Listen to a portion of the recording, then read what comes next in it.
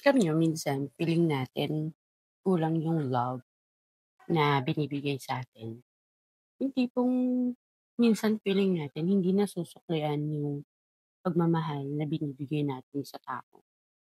Well, actually, totoo lang, hindi naman talaga siya kulang. Nagkataon lang na iba-iba tayo ng love language.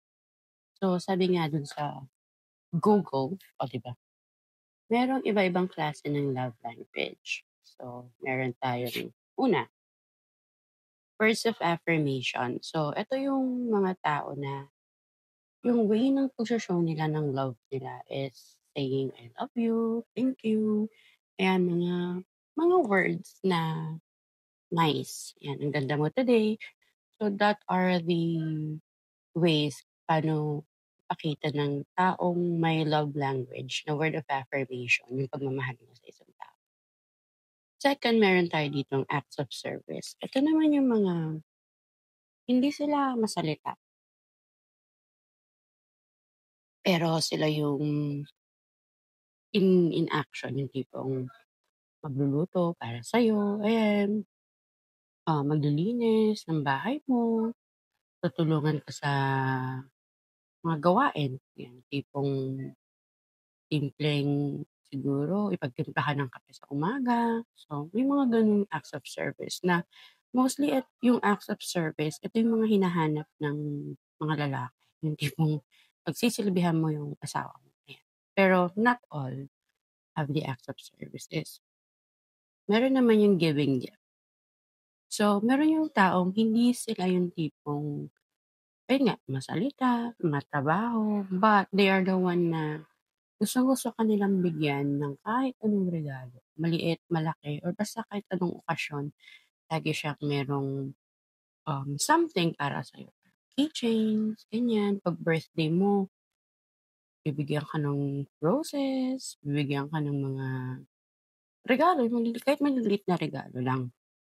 And minsan, parang sa receiving or sa giving gift, minsan sila yung gustong-gusto din nilang gumawa mismo ng DIY or sila mismo yung gumagawa ng projects na yun at yun yung ibibigay sa'yo. So yun yung, giving gifts.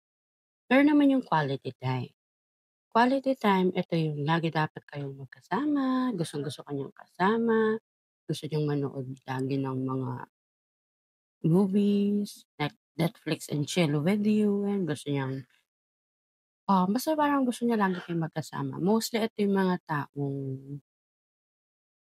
mahihina sa LDR, may quality time. So, yun yung gusto nilang ipa-ano sa'yo, dapat lagi kayo may quality time with each other. And of course, last but not the least, yung physical touch. Ito siyempre almost lahat naman ng mga tao ngayon, especially mga bagets and physical touch. So, sila yung mga simpleng hawak sa kamay, ganyan, yakap, something that you do physically, ayan, lalo na sa mga mag-partner, ganyan. Or minsan sa mga friends naman, siyempre hindi puwede yung iniisip natin yung physical touch.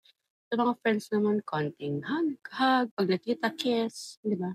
Yung beso-beso, mga ganyan. So, those are the ways how they show their love. So, ikaw, alin ka sa 5? Ikaw ba yung gustong-gustong sabihin sa tao na mahal mo sila? Ikaw ba yung pagsisilbihan mo sila? Ikaw ba yung mahilig magbigay ng regalo?